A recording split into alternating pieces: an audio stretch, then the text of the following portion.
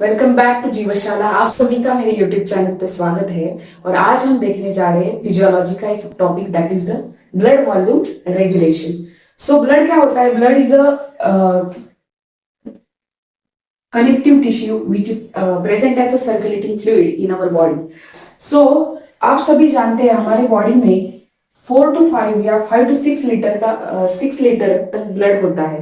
और वो जो ब्लड का वॉल्यूम है, वो वॉल्यूम आपको रेगुलेट करने के लिए, मेंटेन करने के लिए पड़ता है।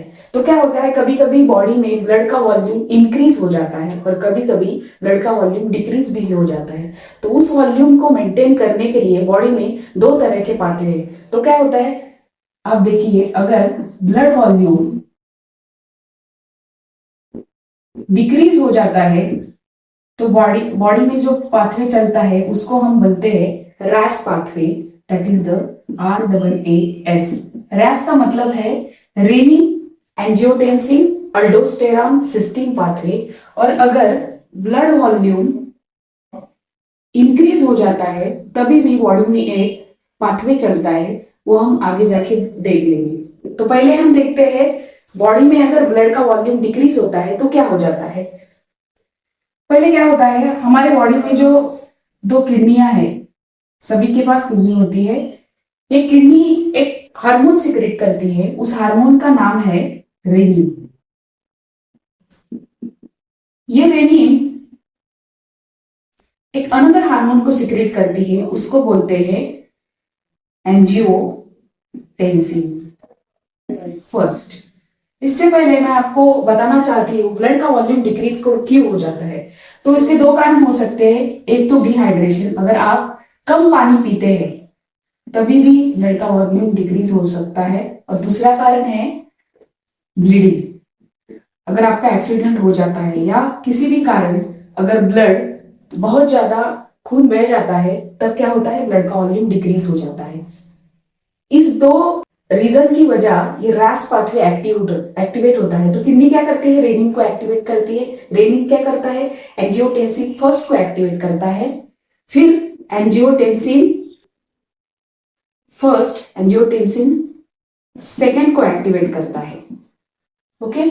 और ये जो एंजियोटेंसिन सेकेंड है, आप सभी को पता होगा, हमारी जो दो किडनियां हैं उस किडनी के ऊपर एक कैप लाइक स्ट्रक्चर प्रेजेंट होता है। इस कैप लाइक ग्लैंड को बोलते हैं हम adrenal gland.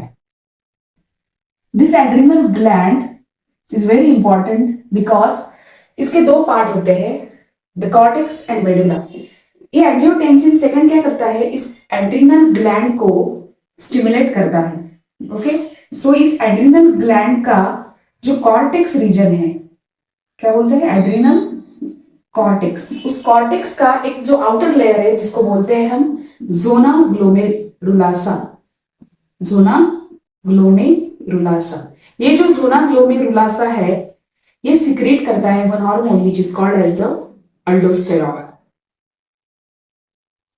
There is one another hormone that is called as the aldosterone. So ये रैस, ये जो पाथवे है, ये नाम कहां से आए, R for renin, A for angiotensin first, then another A for angiotensin second and S for that is the cysteine. Okay, so RAS cysteine ये जो पाथवे है, इसमें जो फाइनल अल्डोस्टेरॉन होता है, ये अल्डोस्टेरॉन क्या करता है, ये फिर जाके किडनी को बताता है कि आप क्या करो, बहुत सारा जो मतलब क्या बोलते हैं, जो यूरिन फॉर्म हो रही है उसका रीएब्सॉर्प्शन करो। किसका रीएब्सॉर्प्शन, वाटर का और सोडियम का। सोडियम और वाटर का अगर रीएब्सॉर्प्शन होता है तो उससे क्या होता है, कॉन्सेंट्रेटेड यूरिन बनेगी और ब्लड का वॉल्यूम मेंटेन किया जाएगा। और एक पाथवे होता है, ये होगा रैस पाथवे। अलग एक पाथवे है जिससे कारण भी हमारा ब्लड का वॉल्यूम जो डिक्रीज हुआ है वो इंक्रीज हो जाता है। वो कैसे, तो हमारा जो ब्रेन है,